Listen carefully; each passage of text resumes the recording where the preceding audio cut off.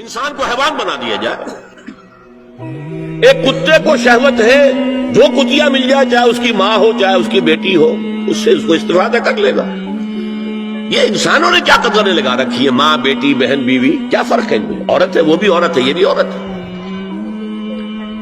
اور خاندانی نظام کی جڑیں کھود ڈالی جائیں، گویا کہ انسان حیوان بن جائے. اور یہ نوٹ کر لیجئے پلیز کہ یہود کی جو ایک تو کتاب ہے تورات، ایک ہے تالمود. تالمود ان کی فقہ کی کتاب ہے.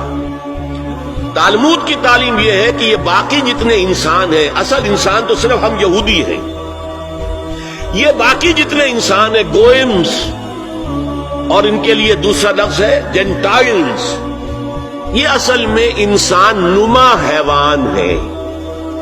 انسان نما حیوان. اور جبکہ انسان کا حق ہے حیوان کو استعمال کرنا، ایکسپلائٹ کرنا. گھوڑے کو ٹانگے میں بگی میں باندھتے ہیں کہ نہیں، اور بیل کو آپ اپنے ہل میں جوتتے ہیں. اسی طرح ہمارا حق ہے تمام انسانوں کو ان کا خون چوسنا، انہیں ایکسپلائٹ کرنا، انہیں استعمال کرنا.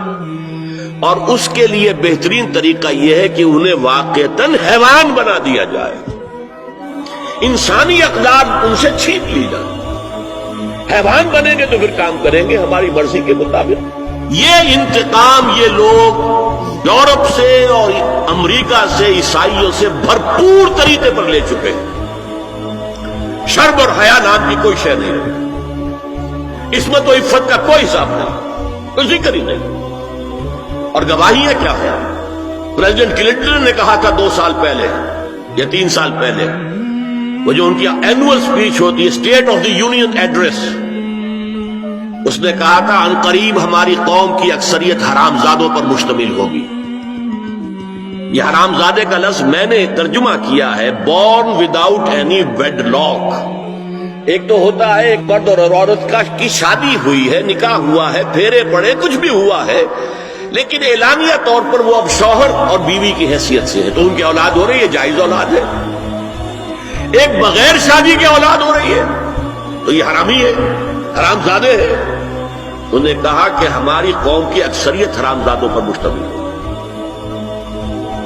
ہومو سیکسولیٹی، لیسبینز، گیز، اور بالکل ڈکلیئر کرتے ہیں. پادری ڈکلیئر کرتا میں گے ہوں، سینیٹر ڈکلیئر کرتا میں گے ہوں.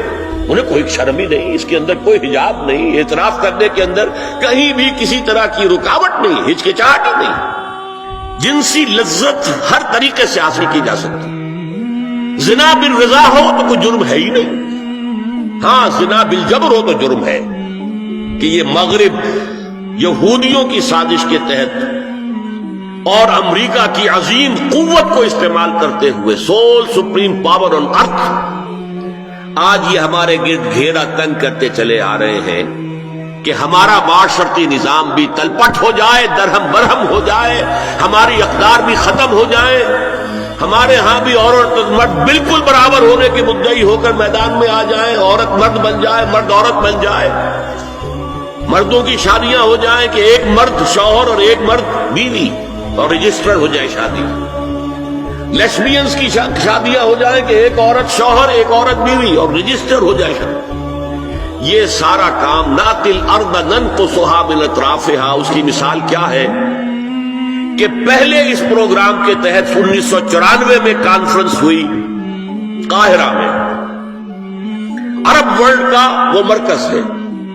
دوسری 1 سال کے بعد کانفرنس کر دی بیجنگ میں، اور اس کے بعد بیجنگ +5 کانفرنس ہوئی ہے. نام اس کا کیا تھا کانفرنس کا؟ Women 2000، gender equality, development and peace for the 21st century. Preparatory document میں نمبر 1 ہومو سیکسولیٹی کو نارمل سیکسول اورینٹیشن قرار دیا جائے. کوئی جرم نہیں ہے.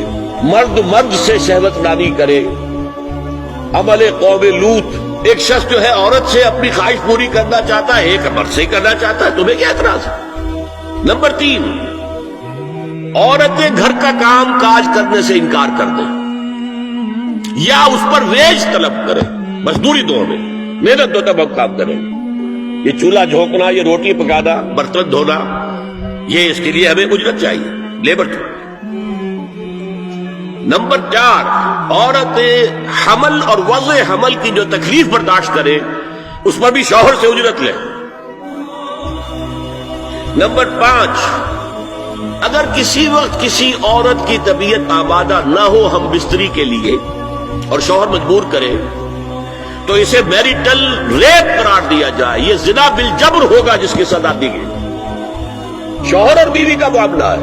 نمبر 6، پروسٹیٹیوشن کو ایک باعزت پیشہ مانا جائے اور ان کو پروسٹیٹیوٹس نہ کہا جائے بلکہ سیکس ورکرز، سیکشول ورکرز۔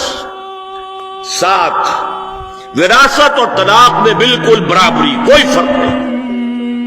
اب یہ خاص چیز تو معلوم ہوتا ہے کہ اسلام ہی کو ہدف بنا کر انہوں نے ایجنڈے میں شامل کیا۔ اگر شوہر اور بیوی کے درمیان اعتماد نہ ہو، شوہر کو یہ یقین نہ ہو کہ میں جب باہر جاتا ہوں میری بیوی کیا کرتی ہے، اور بیویوں کو یہ یقین نہ ہو کہ میرا شوہر جب باہر جاتا ہے تو کیا کرتا ہے، اگر بد اعتمادی ہو جائے، اگر شوہر کی نگاہ میں کوئی اور عورت جو ہے وہ آ گئی ہے، کھب گئی ہے، اب اس کی توجہ اپنی بیوی پر سے ہٹ جائے، اسے خواب میں وہی آئے گا، یہ بانڈ آف لو کمزور ہو گیا۔ اگر باپ کو یہ یقین نہ ہو کہ یہ اولاد میری ہی ہے تو وہ خاندان کا ادارہ دراڑیں پڑ گئی۔ لہذا اس خاندان کے ادارے کو مضبوط رکھنے کے لیے سب سے اہم کام کیا ہے کہ جتنی بھی سیکشول اٹریکشن ہے یہ دو صنفوں میں، مرد اور عورت، یہ سینٹرڈ رہے، مرکوز رہے شوہر اور بیوی کے درمیان، انتشار نہ ہو، نگاہ ادھر سے ادھر نہ جائے، بلکہ ان کی پوری توجہ، آپس میں اعتماد ہو، آپس میں محبت۔